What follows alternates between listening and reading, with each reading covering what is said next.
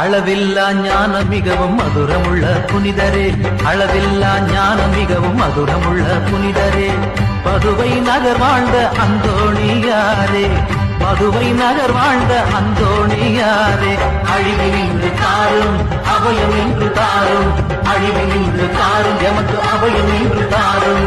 அளவில்லா அளவில்லா அளவில்லா ஞானம் மிகவும் மதுரமுள்ள புனிதரே.